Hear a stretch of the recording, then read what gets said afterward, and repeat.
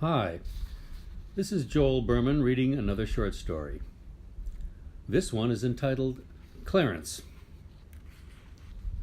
Nothing was working out. My son hadn't spoken to me in 3 years. The ex-wife was living her new life with her new husband in peace and happiness, or so it seemed. I was living in a one-bedroom, bare senior apartment.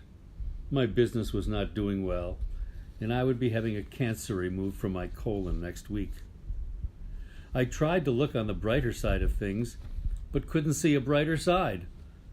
Why go through the effort when everything was turning bleak, and I had nothing to look forward to? I locked my 5th-floor apartment door and passed through the sliding door to the porch, overlooking the cement parking lot far below. I went back inside, took out a pen and paper, and wrote out a brief note, "To whom it may concern." I stepped back out onto the porch again, and then heard a gasp and looked down towards the apartment balcony 1 floor below me. A window cleaner was perched on a lift, and one of the supporting ropes had slipped, causing one side of the lift to angle downwards, and a man was hanging onto the secured rope on the other side.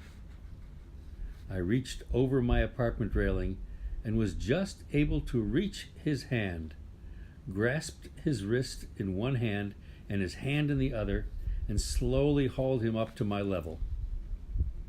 A few seconds later, the entire board on which he was standing broke loose and careened onto the cement below, breaking into several pieces. I stared down in horror, realizing how close the man had come to disaster. The man grasped me by the shoulders, thanking me profusely. "You saved my life. Thank you, thank you." He smiled and hugged me. "Let me buy you lunch." "No thanks," I said. "I'm busy." "You were going to jump, weren't you, Jack?" I stared at him. "How do you know my name?" "I know everything about you, Jack. I'm your guardian angel." I looked at the bewhiskered old fellow, then I laughed. "And I suppose you're going to tell me that your name is Clarence, like in that Jimmy Stewart movie, A Wonderful Life?" "Oh, you know about that. Well, yes, I'm the same Clarence. That was in 1946, as I recall, right after the war." "Look, fellow," I said, "next you're going to tell me you're an angel and need your wings. Do you think I'm an idiot? That was a movie, for God's sake. What am I supposed to say? It would have been better if I were never born? Huh? Is that what you want me to say?" "I'm here to save you, Jack.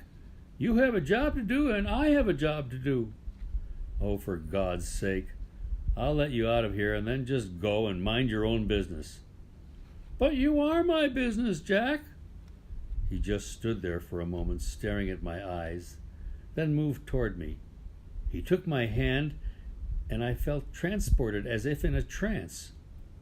Soon we were in front of Mel's diner, where I often ate.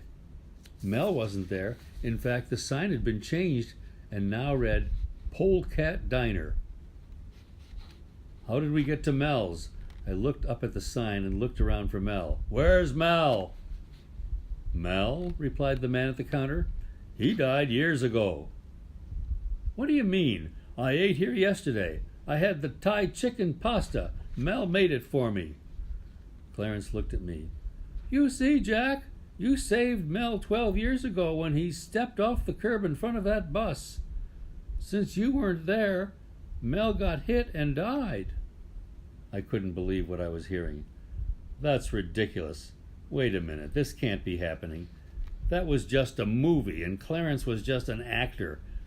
I must be dreaming. I'm not Jimmy Stewart, and don't tell me you're going to do this to get your wings." "Oh, no, Jack. I got my wings back in 1946. "I don't see any wings." "Of course not. Only angels can see other angels' wings."